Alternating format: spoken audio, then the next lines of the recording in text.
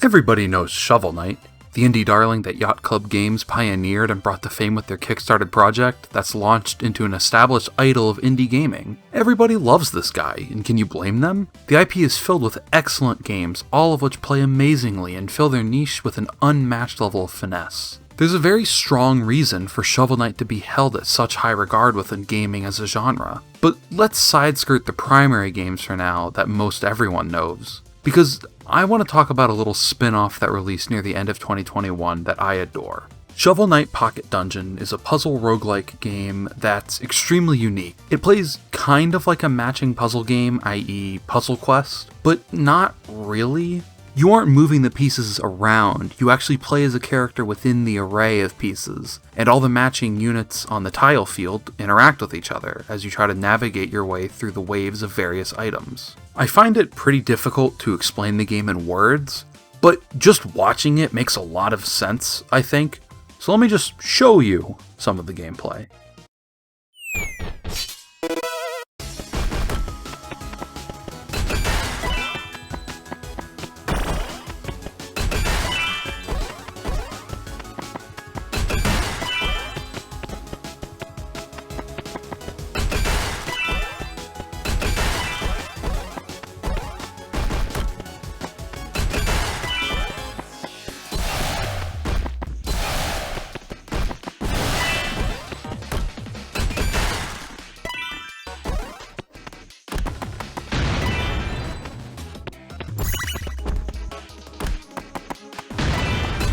Hopefully that gives you a good idea of what the actual gameplay is like, and it both gets much deeper and is as simple as it looks, which is exactly where my primary point for this video lies. I'm going to talk more about Pocket Dungeon specifically later. This video has a few layers to it though, and I need to take a couple roundabout steps before I reach that big bold claim in the title regarding solving human nature. So let's take our first step by delving deep into a game that I adore, and you almost for sure know about, Tetris. Now, I am a Tetris fiend. I love this shit. I've never gotten absolutely amazing at the game, but I can play it, and I can even do a T-spin. I'm sure I don't need to explain Tetris, but I can try to explain why I love it, from an analysis perspective. Tetris is a game that, at this point, is basically ingrained into society, like almost beyond gaming as a concept. Tetris bleeds into the lifeblood of modern culture. The Tetris effect is very real, and it's a big part of why the game works so well. When playing Tetris, I enter a trance, and I'm just moving blocks like it's what I was meant to do. There are few things like the flow state that it's entered when playing Tetris.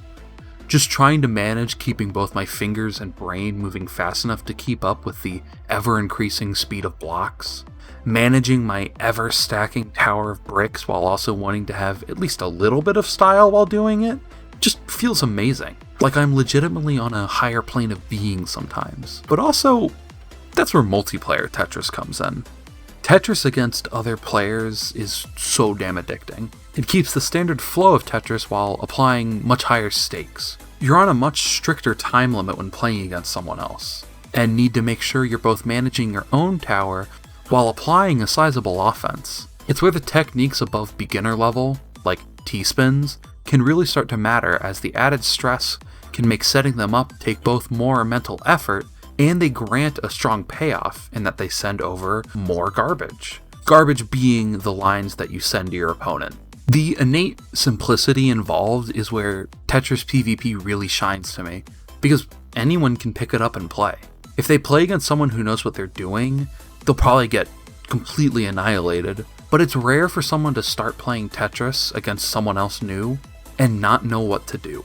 The trance state I mentioned earlier is key to these systems as well, because while now you're managing your own speeds, you have to make sure that you're keeping up with the opponent, and this can allow for some higher depth at these speeds. Certain immediate strategies begin to pop up, like saving easily accessible line clears for when offense is being presented against you, or setting up a huge combo so you can blast the opposing player with an absurd amount of garbage. This trance state matters for all these systems because now you can start to think about your strategy in a game scale while not having to put much thought into the actual playing portion of it. This segues into a further example of the formula, Tetris 99. Tetris 99 is the battle royale equivalent for Tetris.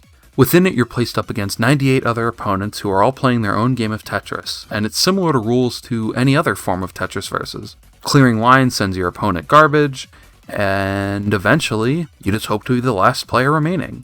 The targeting and crown systems in Tetris 99 I think are very elegantly designed, encouraging a player to be at least semi-mindful of who they're attacking, while also pushing in the direction of playing offensively instead of turtling and trying to stay in your own lane.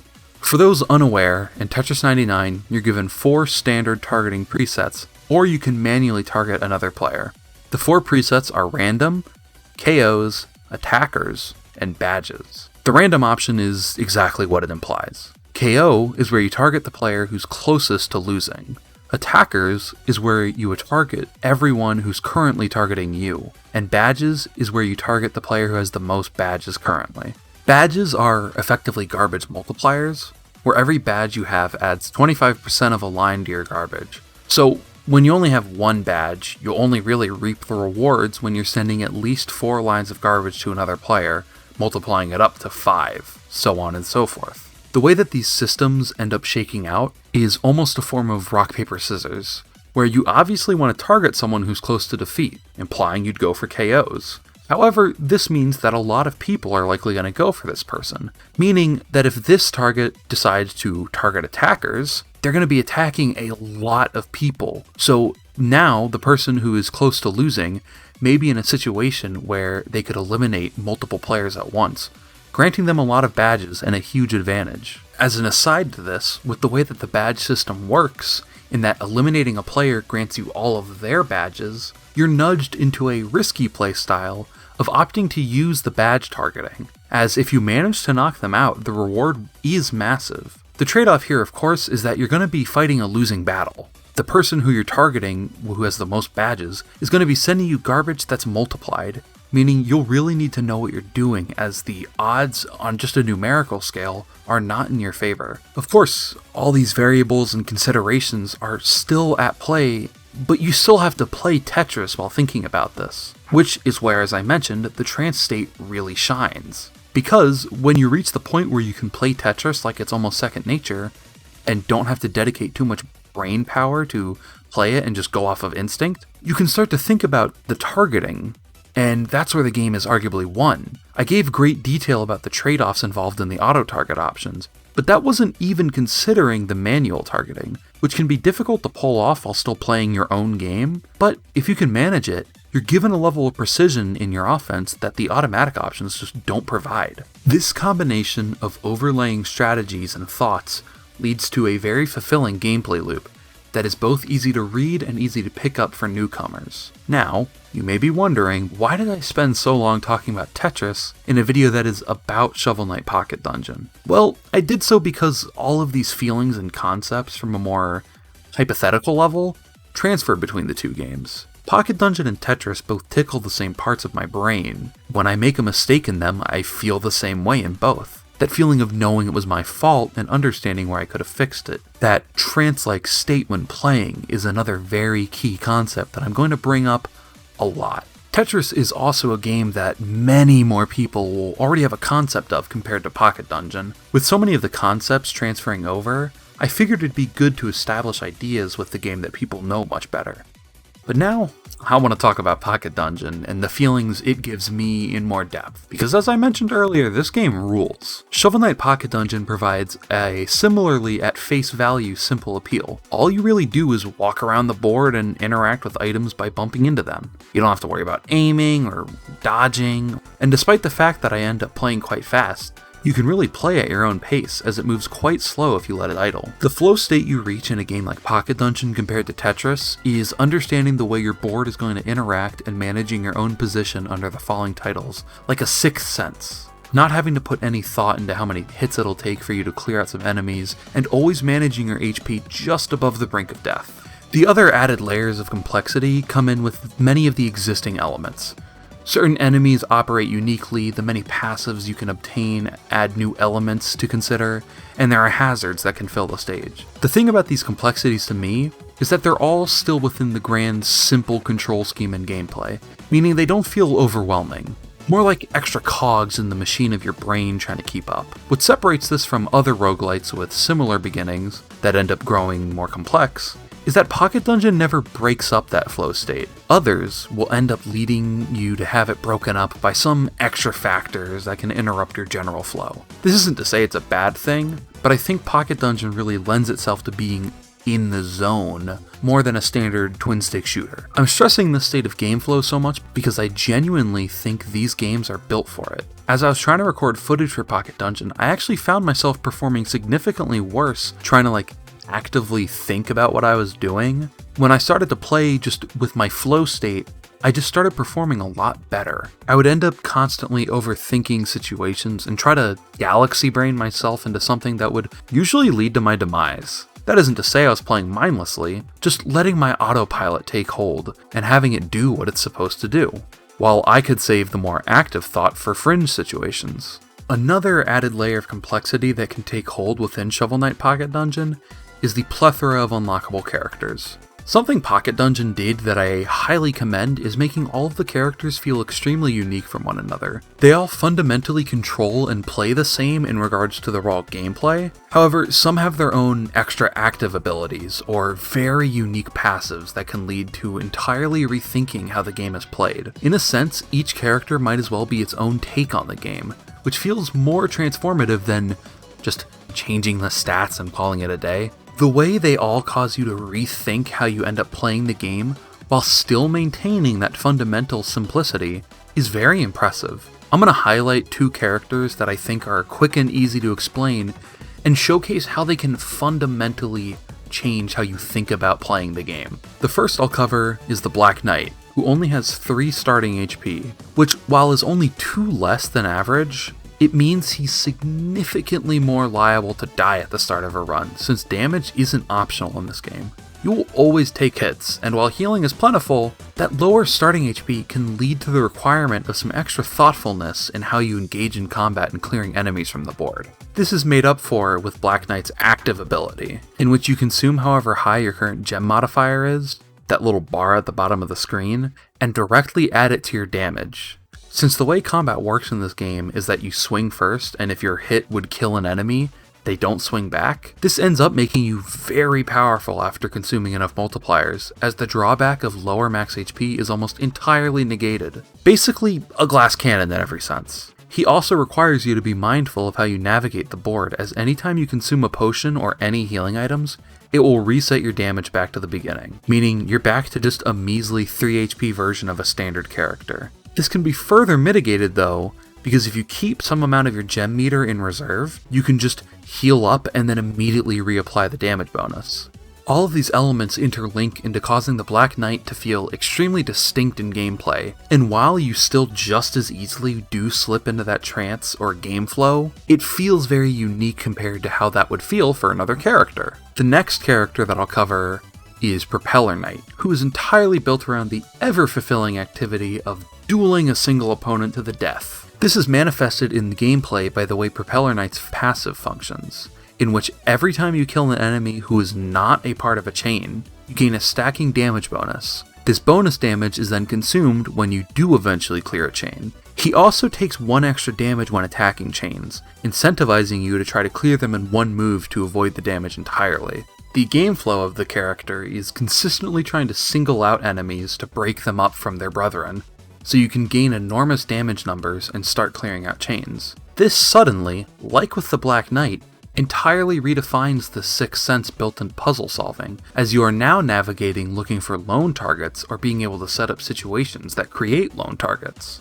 I could go down the list like this with every character, but I'm not going to for the sake of time. I mean, I spent like 6.5 minutes talking about Tetris, so I should probably keep things moving. Hopefully though, after all this explanation, I've conveyed a very key takeaway, that is this concept of game flow, or entering a trance-like state, in which the human brain's instincts take over and allow you to solve puzzles or navigate these games like it's a second nature. Every element in Pocket Dungeon feels like it's engineered to help lead you into this state of flow, with varying alterations to the flow coming into play, but still fundamentally establishing said flow. It is ever changing, but never disrupted.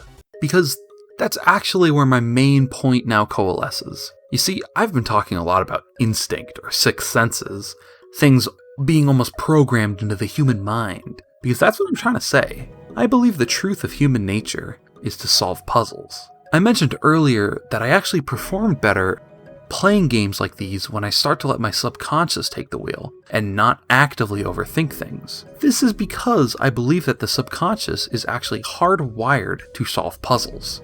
Problem solving is considered a pretty major part of why people consider certain animals, like humans, smarter than others, or more intelligent. Problem solving is just another way of saying puzzle solving. Think about it. What is life if not just a series of ever complex or expanding puzzles? Every situation that is thrust upon you is just an obfuscated puzzle, some with many solutions and others with less. Everything around us is a puzzle to solve, some more figurative and some literal. Shovel Knight Pocket Dungeon made me open up my eyes. It made me realize that the world is just a large puzzle box, and that this underlying sixth sense I experience when playing puzzle games is no mistake. It's how everything is meant to work.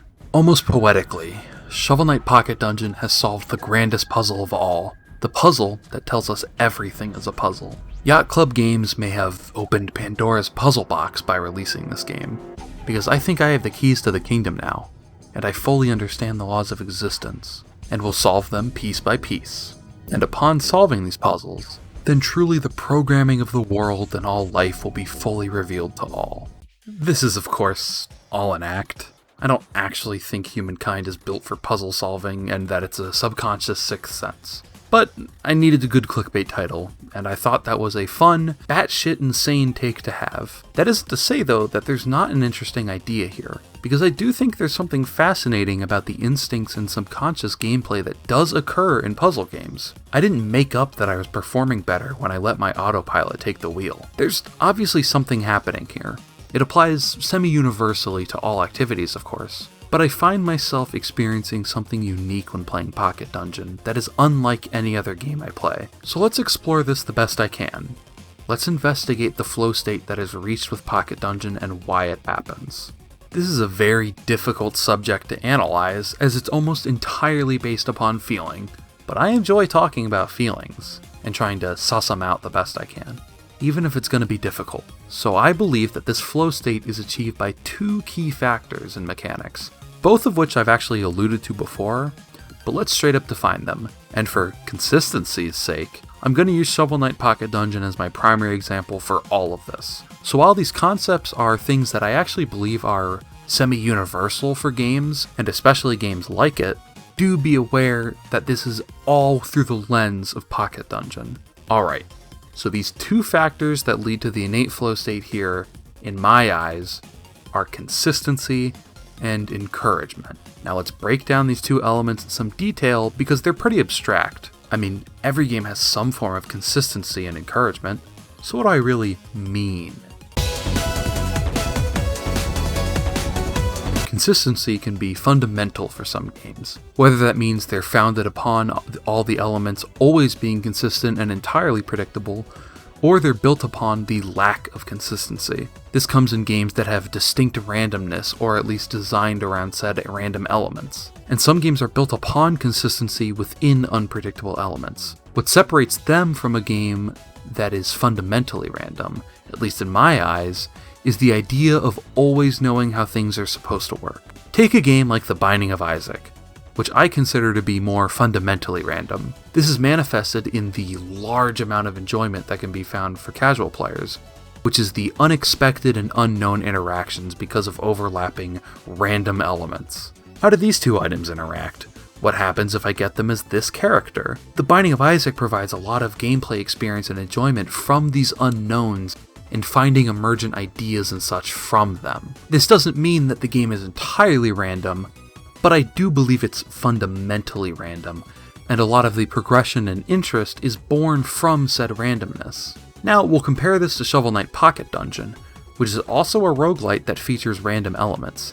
However, where they diverge in the game experience is that Pocket Dungeon is almost never throwing the unexpected at you. The rules of what can happen is always very defined, and you're never blindsided by some random item that now has some extreme interaction with another item. There are synergies, and of course, the items that you find are still defined by RNG, but the variables are far less extreme and much easier to plan around. This isn't to say that one design philosophy is innately better than the other, because they aren't. These are such differing concepts that comparing them in terms of quality is just not possible, and it doesn't matter. What I'm more interested in investigating and describing is how the game design focused around consistency within puzzle games creates this game flow. So let's look at Pocket Dungeon with this concept in mind. In a playthrough of Pocket Dungeon, once you've started, the rules don't ever change on you. The variables that do come into play always still fit the same general gameplay concepts you are used to, and as I've mentioned before, you're never blindsided. This red beetle will always have 2 HP and deal 1 damage, and I can rely on that. Potions will always heal me, and I can rely on that. Blocks will have varying levels of HP, but always function the same. Everything always functions exactly how it presents itself. They don't do anything to obfuscate this or trick you. Sure, some things that you've never seen before may catch you, but once you know what they do, they always do that, which is where this consistency lies. Now that I'm playing a run of Pocket Dungeon, I already understand fundamentally how everything flows and functions, and can always safely rely on that I don't have to sit there and remember how it works. Skipping that entire portion of the mental part of playing the game generally leads to faster actions and reactions, which I think this distinction allows me to better realize what sets apart these puzzle games from the other games when I talk about flow. In other games, you can hit your stride and it's functionally identical to a flow state. However, with Pocket Dungeon, you hit a legitimate flow that is unshakable once you reach a high enough level. In all games, you act both proactively and reactively, yet in this case, you can do so without needing that same delay upon reacting. If I pick up an item that does extra damage, I just instantly know that I can now one-shot these beetles and clear them out of the way as I would a standard block. There's no waiting to make sure this is possible, I just know it is. And before someone tries to counter me with the notion that Pocket Dungeon does actually change its rules on you, both with how I described earlier in that the distinct characters almost feel like different rule sets, and there's an additional option in the Shuffle Knight where upon entering every stage you are swapped to a random character. I have both of these accounted for. The former I've accounted for previously in that while these characters all play with distinctly different rules, they don't just change on you randomly. It's always predictable and understandable. I actually brought up potions healing you as a guarantee earlier, as almost a form of bait for the more understanding viewers. Because when playing a Spectre Knight, potions actually hurt you. But the thing is, as Spectre Knight, potions always hurt you, causing you to just have to adjust your flow state from the very beginning to account for this. In regards to Shuffle Knight, both this is itself an unbending rule, as in you will always become a random knight upon entering a stage, but also within each stage, the rules itself are always static. You start a stage and end up as Mole Knight, you always know that you're Mole Knight for the rest of the stage and can act accordingly. There's no deception or trickery. All of these points and concepts coalesce now into what I described as consistency and trust within the game's mechanics, guaranteeing the player always has a fundamental understanding of the rules and systems and is never being deceived. And now let's move on to the other concept. Encouragement in this context is exactly as you can imagine, how the game encourages you to play fast and clean with that ever-beloved flow state. Similar to consistency, this is of course not a concept exclusive to Pocket Dungeon and games like it. However, they all go about it differently, and I think the way it's provided in Pocket Dungeon is pretty fitting to my point. But first, let's explore the more general idea. Many games provide encouragement to players. It's kind of a big part of games in general. This is all done in so many varying ways. There are in fact like a trillion ways to tap into the dopamine receptors of someone's mind. Some do so with big flashy elements on the screen or satisfying sound effects or accomplishing tasks, whether that be kills or finishing a level. Pretty much whatever. Some games are innately encouraging in the raw systems. Momentum-focused gameplay is a good idea of this, as the mere act of speeding up is encouraging a player to continually push the limits of their speed. One of my favorite forms of player encouragement is one that I want to talk about with more depth in a future video, which are the style meters of character action games. For those unaware, they basically have a system that tallies up how stylishly you're playing, usually manifesting in a point system that gives extra points for using varied weapons or moves, and general stuff like taunting or not being hit. It effectively ranks the player in real time and is just begging you, taunting you to reach an S, or even the coveted triple S, maybe even a U. Anyway, the way Pocket Dungeon encourages a player into reaching this flow state is the gem multiplier. And this isn't an exclusive concept. In fact, it's not even notably unique.